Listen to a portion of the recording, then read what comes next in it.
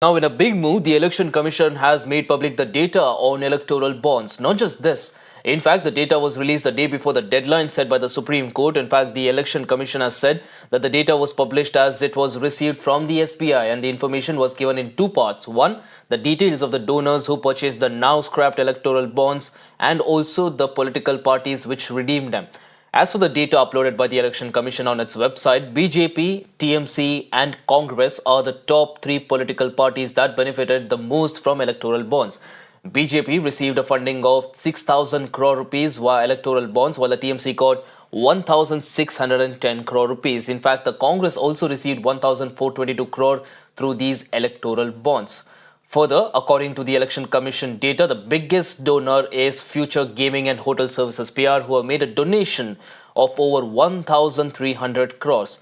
The other prominent groups include Vedanta Limited and Haldia Energy Limited. However, it is important to note that these donations cannot be matched with the political parties that have received them, as the bond numbers which act as the matching code have not been released. In fact, this case came up in the top court today, and the Supreme Court has pulled up the SBI for not sharing the unique alphanumeric code on electoral bonds. The Supreme Court has ordered the SBI to hand over all the details, including this matching code, to the ECI by tomorrow.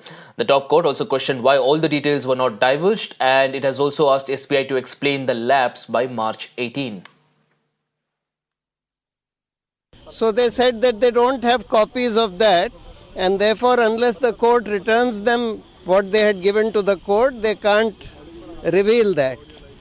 And we will give you back the originals as well as the digitized data, which will be given to you by tomorrow, and by day after you should upload that. And they said that this information did not include the alphanumeric number of the bonds. So therefore, they have not given full information about the people who purchased the bonds as well as the parties who redeemed the bonds, because that should have normally included the number. So the court said that this, at least the numbers in each, the donor as well as for the recipient, should have been revealed, and therefore they've issued notice, because today the Solicitor General said Election Commission, the State Bank is not here, State Bank is not a party, please issue notice to the Election Commission, to the State Bank. So the court has issued notice to the State Bank and listed this matter on Monday to hear this issue.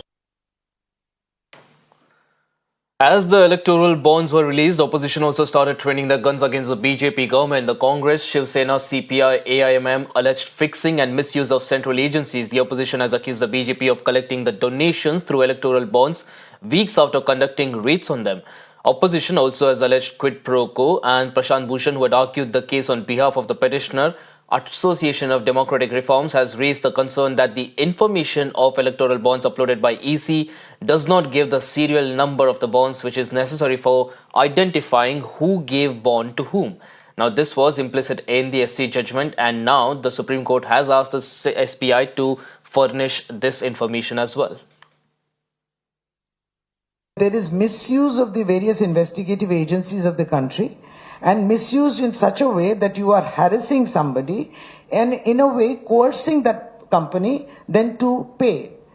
Also, the other one is, like you were saying, that Hafta Vasuli or whatever he's mentioned, what we are also alleging is that in exchange of, a contingent in exchange for another contingent, a favor for a favor.